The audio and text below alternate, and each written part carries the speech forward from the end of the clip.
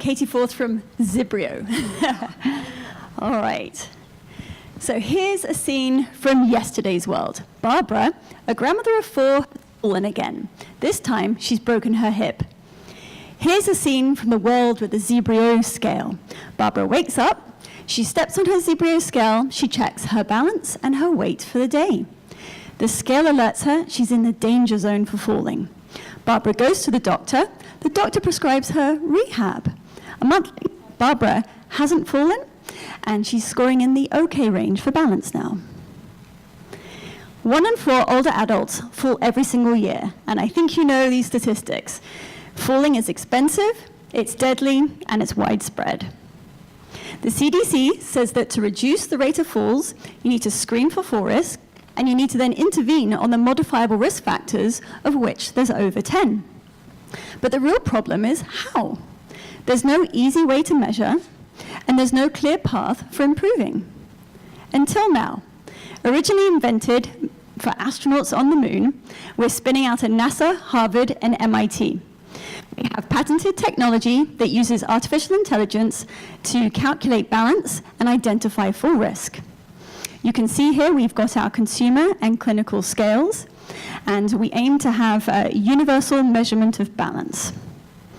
You simply stand on the scale, you get a score from 1 to 10. 10 is the best, 1 and 3 means you're at high risk for falling. The tracked score and the balance profile means that you're allowed to then receive a personalized plan, specifically for you, so it's a complete solution. Now, I'll just let you know that we do at least 2 balance screenings every single month. I did 80 people a couple of weeks ago at the YMCA in an hour and a half. But it's interesting, because when they first approach us, some of them aren't necessarily so receptive to change. But a minute later, after they've stepped on this scale, suddenly they're very receptive, and they'll sign up for our ebook, and we can then point them in the direction of other services. It works. When we put our scale in a senior living facility, it halved the number of falls from the previous year without that technology. So for Barbara, she can test herself at home, at the gym, in the doctor's office. And these use cases provide examples of our market verticals.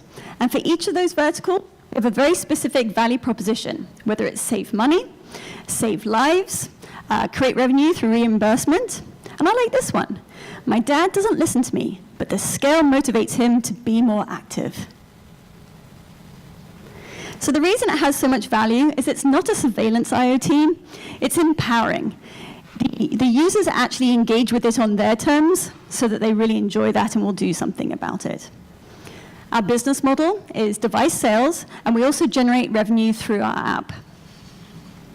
With our sales strategy, we have a very methodical plan that's going to be regional, as well as rolling out into those different market verticals so that we can make sure we can handle that complicated landscape. I will point out that we already have our brand ambassadors program piloting. We've already signed on the first 2, and we see that as very useful within the consumer space. The keys to our financials is the expansion of the market verticals, because they're going to feed into each other. For instance, the clinical market penetration is going to help drive the consumer market. International expansion is also very important. We have the best combination of predictive analytics and usability. And like I said, we aim to be the new gold standard of measuring balance and identifying fall risk. This value will be great for these companies that you see here, as they're all competing to be the digital representation of the physical body. And we have a novel piece of that puzzle. And we know that it's not just the device and the technology, it's also the size of the community that we're going to create that's going to drive our value up. And you can see we have some milestones of users down at the bottom. Our team has been conducting groundbreaking research for over 15 years. We have a nice triangle of expertise with myself in balance physiology, areas with big data, and then Julian in medical devices. We have a wealth of experience in our advisors and clinical partners. We are just coming to the end of rigorous clinical trials, where we've been testing in 8 different senior living facilities, 5 different clinical settings, and 100 community dwellers that we've been tracking. We're currently raising our seed 2 at the moment, which will take us through to launch. And the main use of those funds is for development of software and also the manufacturing development to take us all the way through to our launch. So the time is now. The time is now to try and help the Barbaras all over the world. Thank you very much.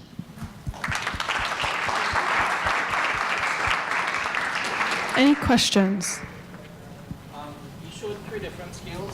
What are the different features of the different skills? Yes, they're pretty much the same. They all produce the balanced score. They're slightly adjusted for the setting. So the first one had the consumer.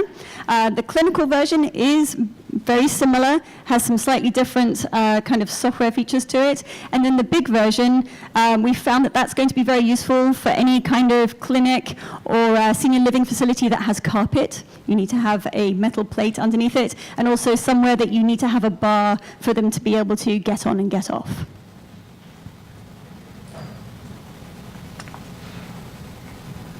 Oh, right at the back, yes. The study that you mentioned, was the intervention that was being used for that? Excellent question.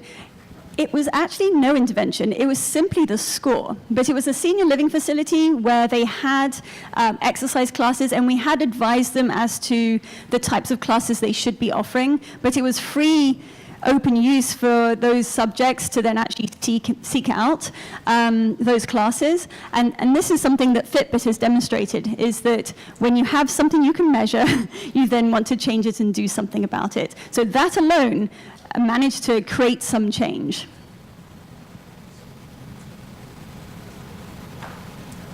Well, if anybody else has any more questions, I'm sure I'll be over where some drinks are. Oh, there's another question. Can I ask a question about distribution? Are you selling to independent companies or contractors or whatever, or do you have a sales force, or do you plan to have a sales force? That's an excellent question. Initially, we'll be having, so the way that we're going to be going through the different market verticals is going to be a bit of a test and learn and then streamline. And so we'll be starting off with some early adopters in the consumer, just because we can generate some early revenue that way. All the clinical side of things, those are longer sales cycles.